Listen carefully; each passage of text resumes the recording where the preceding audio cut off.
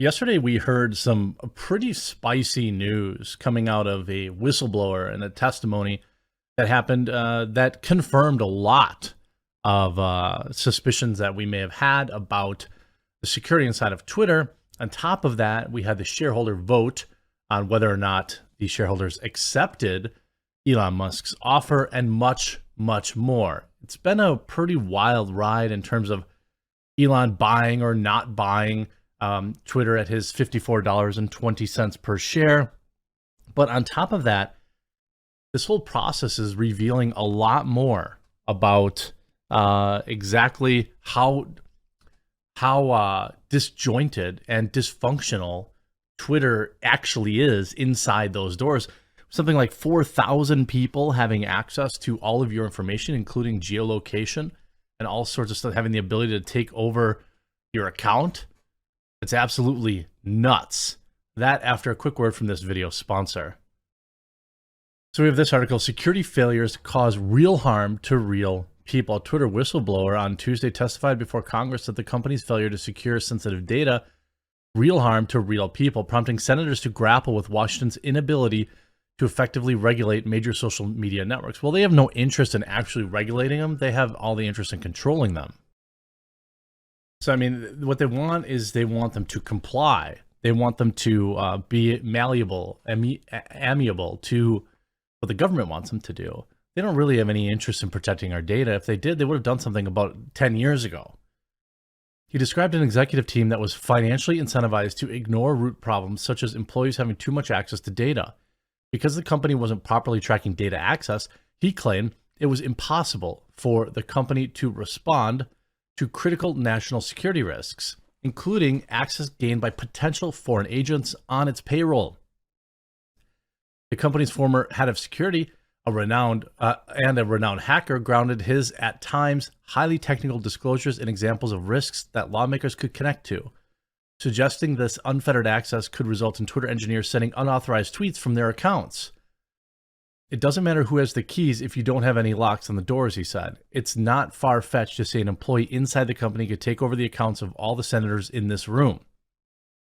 Twitter said that security and privacy are priorities at the company. Today's hearing only confirms that the whistleblower's allegations are riddled with inconsistencies and inaccuracies, said Rebecca Hahn, a Twitter spokeswoman. Twitter declined to say which of Zatko's claims were inaccurate, however.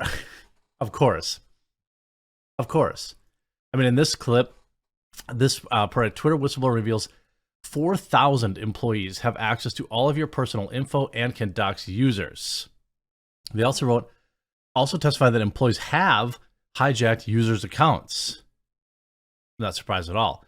This on top of Twitter shareholders vote overwhelmingly in favor of Elon Musk's $44 billion takeover deal. Elon Musk may be fighting tooth and nail to get out of his deal to buy Twitter, but the social media company shareholders plan to hold him to it. The vast majority of Twitter shareholders on Tuesday voted in favor of his $44 billion deal. At price value of $54.20 per share, the company stock opened on Tuesday just under $41 a share, nearly 25% below the deal price. A preliminary count indicated that 98.6% of the votes cast on Tuesday were in favor of the deal, Twitter said in a statement. Twitter stands ready and willing to complete the merger with affiliates of Mr. Musk immediately. And in any event, no later than September 15th, the second business day following the satisfaction of all conditions precedent, which is the timeline required by the merger agreement. The vote comes days after Musk's third letter to Twitter seeking to terminate the deal, with this one pegged to a purported $7.75 million severance payment the company made to its former head of security, Peter Zatko, who later blew the whistle on the company's security and privacy vulnerabilities. In the letter, Musk's lawyers claim that the payment said to have made Zatko and his lawyers on June 28th as part of a separation agreement violated a provision of the acquisition contract. Twitter agreed not to provide any severance payments to employees in amounts outside the ordinary cause of business consistent with past practice, according to the contract. Twitter slammed Musk's latest attempt to get out of the deal as invalid and wrongful. I'm starting to think that, like, they're going to make him buy this.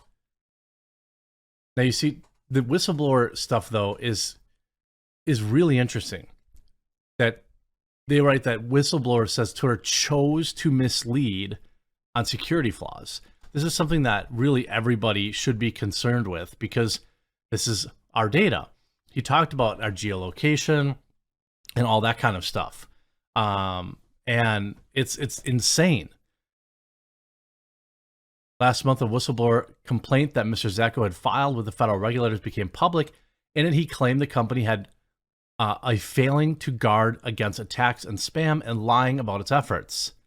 Mr. Zacko's testimony adds to the turmoil engulfing Twitter, the social media service that has been embroiled in a fight for its survival with Elon Musk, the Tesla founder, who agreed to buy Twitter for $44 billion in April before trying to back out of the deal. His accusations have become entangled in Mr. Musk's and Twitter's battle over the fate of the company. Mr. Musk's lawyers have seized on Mr. Zacko's statements to support their arguments that Twitter misled the billionaire about a volume of spam accounts on the service. Mr. Musk has claimed that he should be able to abandon the Twitter acquisition because the company downplayed the number of fraudulent accounts on the service. Mr. Zacko said in his complaint that Parag Agrawal, Twitter's CEO, had misled Mr. Musk after the billionaire made his concerns known. At the hearing, Mr. Grassi said that the CEO had rejected this committee's invitation by claiming that it would jeopardize Twitter's ongoing litigation with Mr. Musk. Many of the allegations directly implicate the CEO, and he should be here to address them. Whistleblower: China and India had agents working for Twitter. It's actually nuts. Twitter's former security chief told Congress Tuesday that there was at least one agent from China's intelligence service on Twitter's payroll, and that the company knowingly allowed India to add agents to the company roster as well, potentially giving those nations access to sensitive data. These were just some of the troubling revelations from Peter Zatko, a respected cybersecurity expert and Twitter whistleblower who appeared before the Senate Judiciary Committee. I'm here today because Twitter leadership is misleading the public, lawmakers, regulators, and even its own board of directors, Zacko said as he began his sworn testimony. They don't know what data they even have, where it lives, and where it comes from. And so, unsurprisingly, they cannot protect it, Zacko said. It does not matter who has the keys if there are no locks. Twitter leadership ignored its engineers, he said, in part because their executive incentives led them to prioritize profit over security. In a statement, of course, Twitter said of its hiring process is independent of any foreign influence, and access to data is managed through a host of measures, including background checks, access controls and monitoring, and detection systems and process.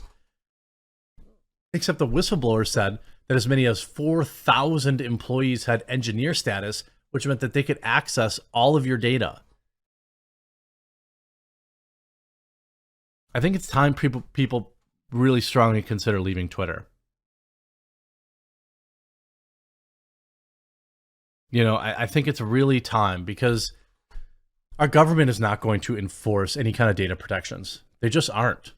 You know, and I know that they have no interest. What they have interest in doing is randomly giving Google and Facebook and Twitter these massive fines of like, you know, $50 billion or $5 billion. And then that goes into the government coffers. Where they go, I don't know. The EU fined Google some insane amount of money too. Where does that money go? You know, these companies are, you know, our government is not interested in protecting our data. They're interested in controlling Twitter. You say Twitter whistleblower testimony reclaims ESG. 2/3 of the ESG acronym refer to very things that Zacko has alleged. Twitter whistleblower Peter Zacko told Senate committee that the social media company has put financial considerations ahead of security. The assembled senators were shocked and dismayed and appalled. This includes members of the Republican Party that wielding opposition to corporate ESG, aka woke capitalism, as an electoral messaging strategy, filtering down to the state investment bans that could impact private equity. Social responsibility. Twitter puts profits over people. This is the ESG stuff, that corrupt rating that you get. Twitter's board was not properly informed about what was happening and that there were other communications breakdown. The big picture, the anti-ESG movement is primarily about protecting legacy fossil fuel interests under the guise of protecting investors. Yeah, and exactly what is the what exactly are they up to protect us? With the deal with the deal basically going forward at this point, I don't really know what's going to happen. It's going to be interesting to see as this kind of stuff heats up. If you enjoyed this video, please do leave a like on it and hit that red subscribe button down below, and we'll talk to you again real soon.